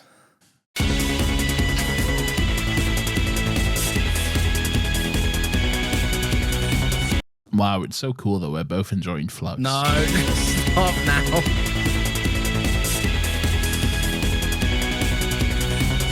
Anyway, let's play Nat's voicemail. Dan Lewis is a poorly written character. This week we learned that Dan Lewis has a pretty good relationship with his parents. They finish each other's sentences and even live in the same city. You could not pay me enough money to live in the same city as my parents. If Dan and his parents, whose actors are only 8 years older than John Bishop, I looked it up, what the fuck, casting directors, are this close, they should know he's struggling with food insecurity. If they're not supposed to know, then they shouldn't have a close relationship like this. And yet they don't even ask him where the fuck his house is and if he's doing okay. It can't be both, Chibnall. This leads me to believe that Chibnall wrote Dan's financial struggles as a peculiarity of his personality rather than anything real. A character who is struggling in his life to reach out for help shouldn't be able to flip an imaginary motivated character switch to storm a Sontaran ship and solve an alien invasion. Or else why isn't he able to apply that same energy to his own problems? This is what we call inconsistent characterization. I think this is the real reason why I hate Dan Lewis. Nothing makes sense and it's all put together for comedy and vibes. Hey Chibnall, maybe don't use the poor working class struggle as a fun quirk. Nat's on a crusade against Dan. That's hard to hear. That's rough stuff. That is from Dan. That's brutal. Nat really hates Dan, and I gotta say, from the reaction, it seems like you're mostly alone in this fight. Nat, really. Yeah. Good on ya. I will say, I don't think it's unrealistic at all for Dan to have a good relationship with his parents and then to also not know about his financial struggles. Like I'm close to my parents and I've gone through similar stuff where I'm very close to my parents, but there's some stuff they absolutely do not know about, like what goes on in my life. Like it's just stuff I don't want to worry them with or anything like that. Like I don't think it's that unrealistic at all, really.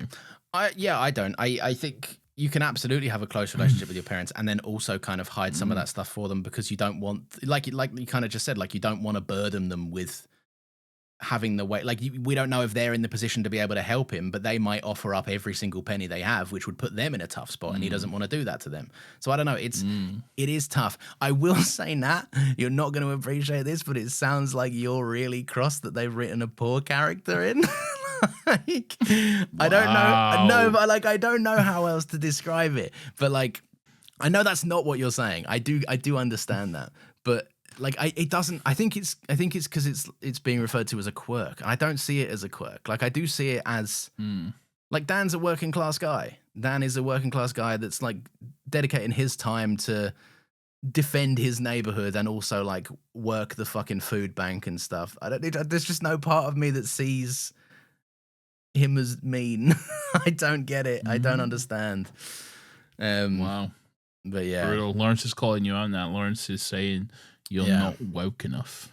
I can't believe Nat isn't woke. If there is anyone that is woke, it is Nat. Nat has pulled me up on saying some horrendous things before, so I'm happy to be wrong. You do often say horrible, horrendous things all the time. Lawrence, do you have any more thoughts? Well, funnily enough, I do have this one from Sage, who says, "Fuck you, Nat. Dan Lewis is a national treasure. He is a king and he will not be disrespected like this." Wow. So yeah, just thought I'd read that one out as it pertains to the last thing. Beautiful stuff.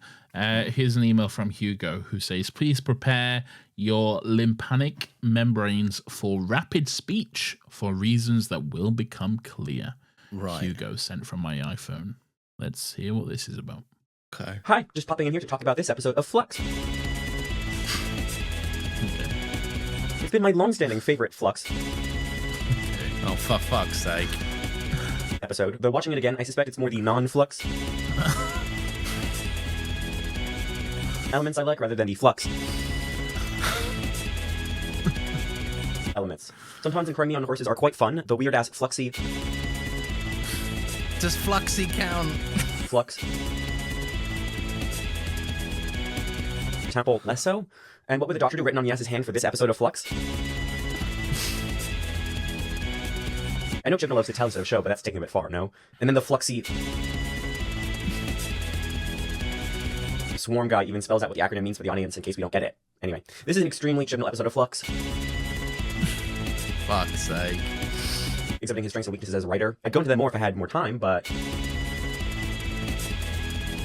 Didn't even say that time. There just wasn't one there.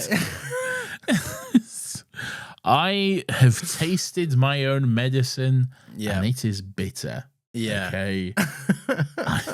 I didn't like that. Wow. Now I know how insufferable this podcast is to listen to. Okay. Yeah, and the thing is, at least they get Brutal. to skip past it. We have to listen to that. We had to really Yeah. sit there. Although I think he sped it up, so that's something. We're the real victims here, is what Yeah, I'm I think saying. hi, We just stopping in here to suffer. talk about this Oh. episode of Sorry, my bad. Yeah, we suffer big time. I will say this just because this was the thought that came in that was for a while the longest standing lone thought. So I felt rude if I didn't read it. Dalek Destroyer 2003 says this might be my second favorite Sontaran story in the show, with the classic story The Time Warrior still unbeaten. The Sontarans are great and look great. The Doctor is on top form, and I love the parlay scene between the Sontaran commander and the Doctor. What a start to Flux. There we go. It's not really a start to Flux, it's a continuation to Flux, but sure. Oh shit, hold on. Just waiting.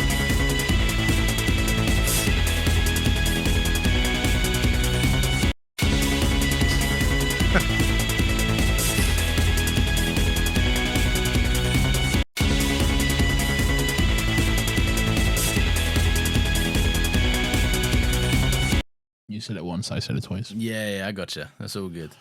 Yes, thank you very much. We have not seen The Time Warrior. Well, I'm speaking for myself. Nathan, have you seen The Time Warrior?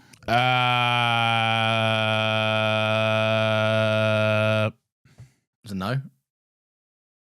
Yeah, do with that one. Okay, amazing. We will. I don't know. I guess we'll see it and get back to you on that and let you know whether we think this beats it or not.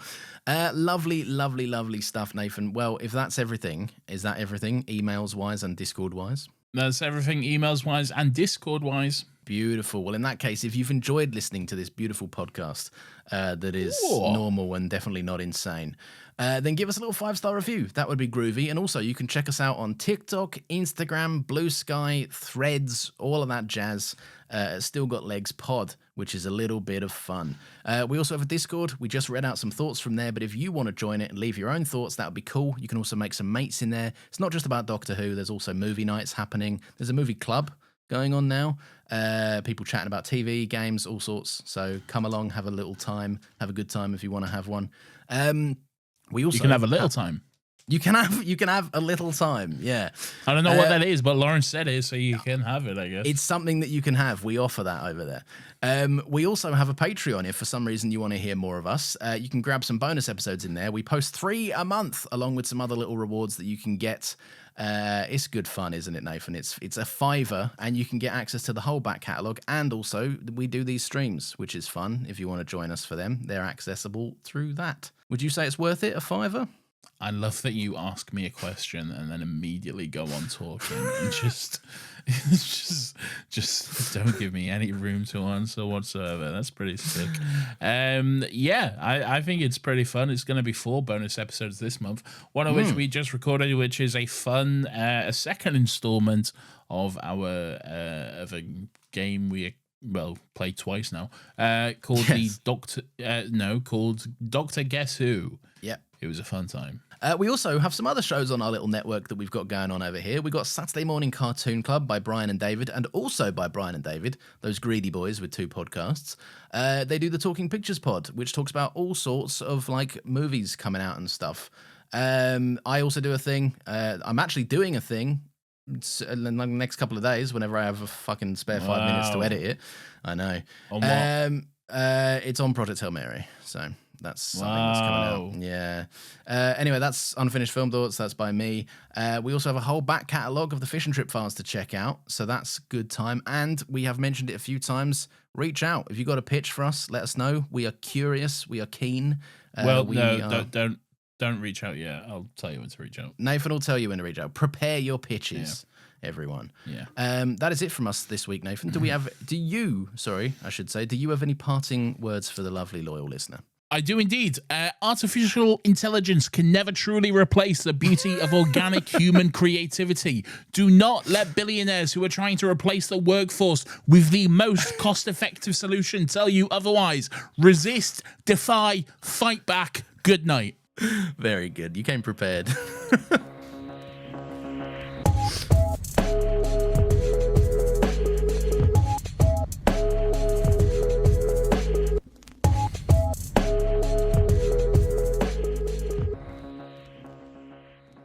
My water bottle's got a little jacket. Yeah, it is. That is a very handsome, a smartly dressed water bottle. It's got a little jacket. It looks like it's going to a funeral with its little sad, somber black suit on. Should I take it out? Yeah, go on, take it out. Whoa. There we go. Unsheathed. Beautiful. Unsheathed. Oh my God. Ready to go.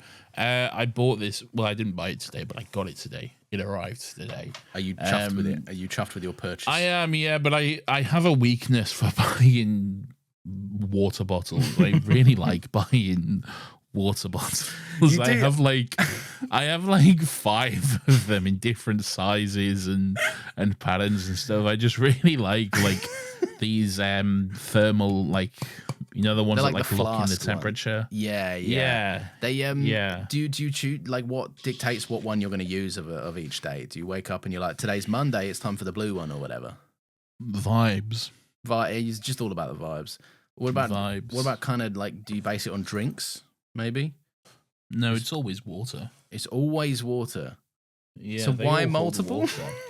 Yeah. Why do you need more than one? Well, I'm struggling to see.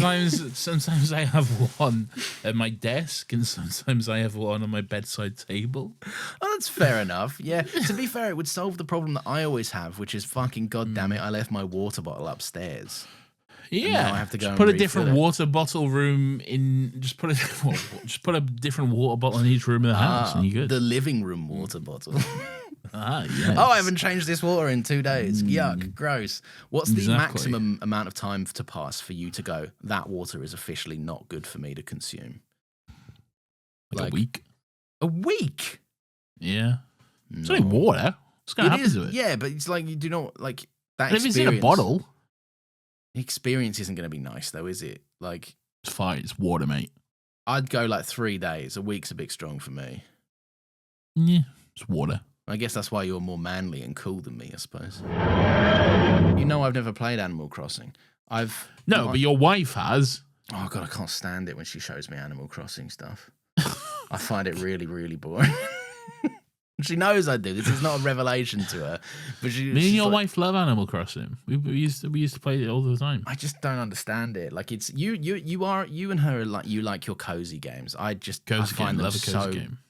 so mind-numbingly boring. For you, a game is pointless unless you're shooting and killing brown people in the Middle East. Whoa, no, that's too strong. No, I'm not. What's no. your favorite game series? All right, but it's not always shooting brown people, is it? Sometimes, Nathan, I'm shooting Russian people. Okay. In fact, most What's times. your favorite game series, Lawrence? Yeah, well, it is Call of Duty, yeah, but it's Call not of like military propaganda. right. You're always on your high horse about this. Like it's a game and it's okay. I think that's what I think. No, not the nasty stuff that they say in the game. In some Bro of loves them, military propaganda. I'll have you know the ones they're all military propaganda. I'll give you that. But the ones I play are the ones that are the least problematic. If that helps, if that does anything, and anyone it favors. The least problematic. What's that very famous mission from your favorite Call of Duty game? What the no Russian one? Yeah. What does that involve? With the terrorist attack, that one.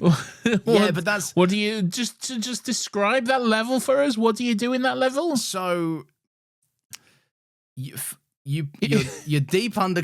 There's no way I can sell this as good, but what I will say is You slaughter people. Don't you do, but it's a storytelling device. It's supposed to be shocking. It's designed to outrage you. Like that is Yeah. that is a thing that they can do. Like you're like one of them people that if you watch a movie and if the character And isn't you're- 100% and morally good, you're like, don't 14-year-old like this. And 14-year-old Lawrence was there like, yeah, this is so deep. I really understand. No, that. no. 14-year-old Lawrence was mowing him down, right? Yeah. Adult Lawrence understands the complexities and the nuance of that situation, but 14-year-old Lawrence And was still fully... is like, fuck yeah, mow him down. One day I'm going to find something you like that's problematic, and I'm going to attack you for it. What more do you reckon a Sontaran weighs?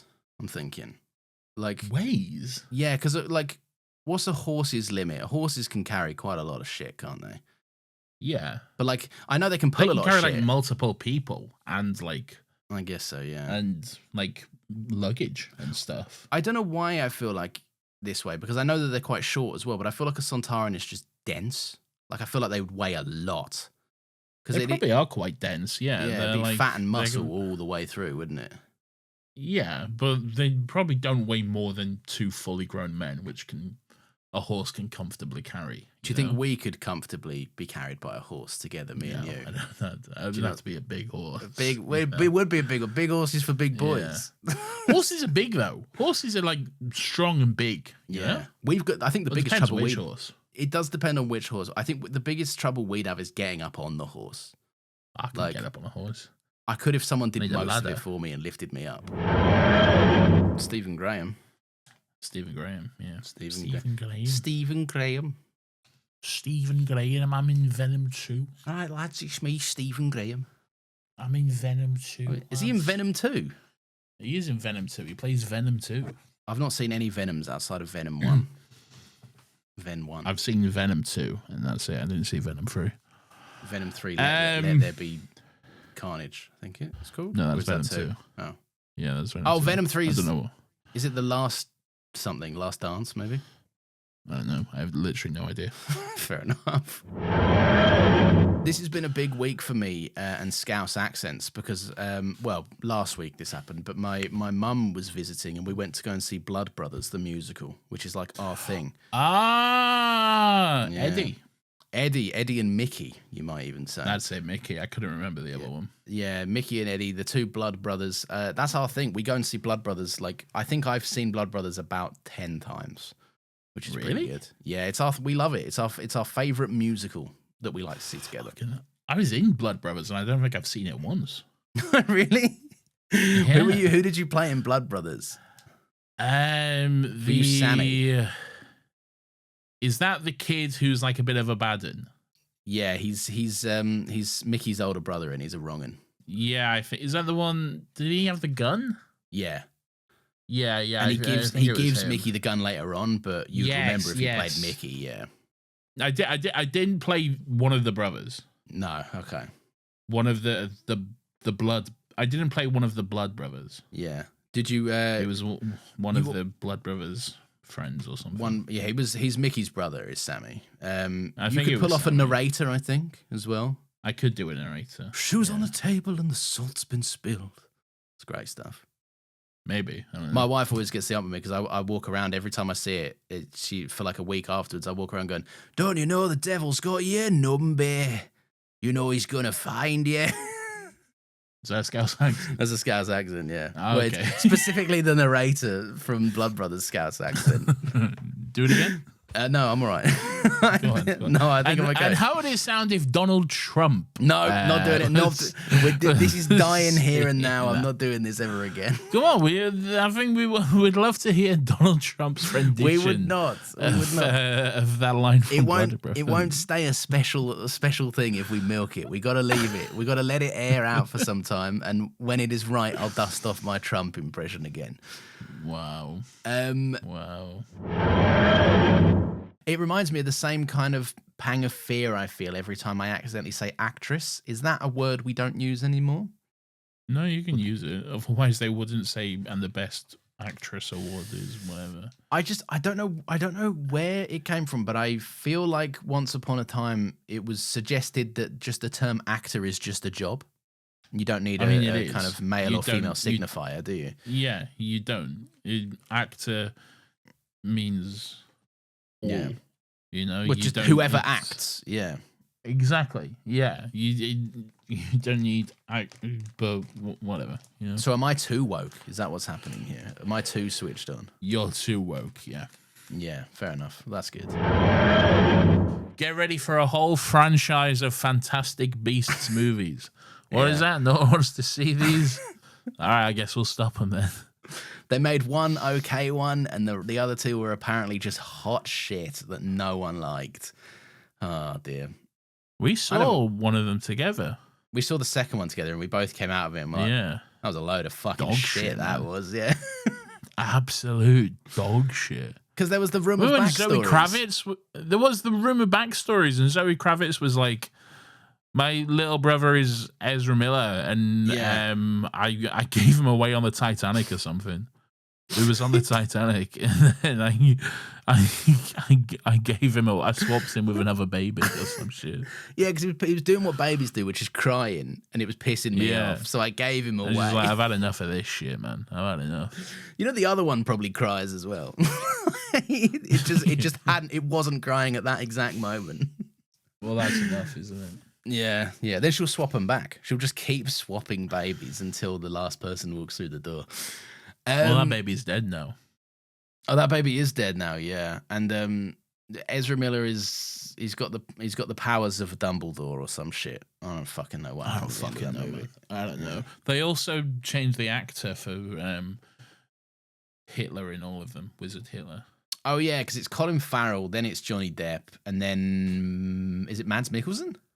Mads Mikkelsen. Yeah. Yeah. Yeah. Just choose a Hitler. I can't just choose a Hitler. I can't remember if they explain why it's Mads Mikkelsen in the third one. I can't remember. I remember watching the third. Well, actually, I remember physically watching it. I don't remember the movie at all. Okay. I remember that I sat down and watched it at some point, but I Yeah. do not remember the movie. Did I hear something? I don't know if it was true. I heard something like a bird who chooses the president or whatever. Was there a horse or some shit? It's like some sort of horse. They're like, and now this horse will choose our wizard president or whatever. Why? I don't know. The president choosing horse. So stupid, man. What happens when the president choosing horse dies? What happens if someone shoots the president choosing horse? It's like a magical horse, man, isn't it? It's Fantastic Beasts. They got to squeeze in a of course, magical yeah. creature that makes no sense for whatever reason. Do you remember the second one? They were like, "Oh, do you remember that fucking snake that Voldemort carried around?" Turns out it's a woman for some reason. Yeah. It's just a woman in this one. It's a woman. It's an inexplicable woman who's friends with Ezra Miller, who is owner of the worst haircut you've ever seen put to cinema. Good on him. Good on him. Or maybe not.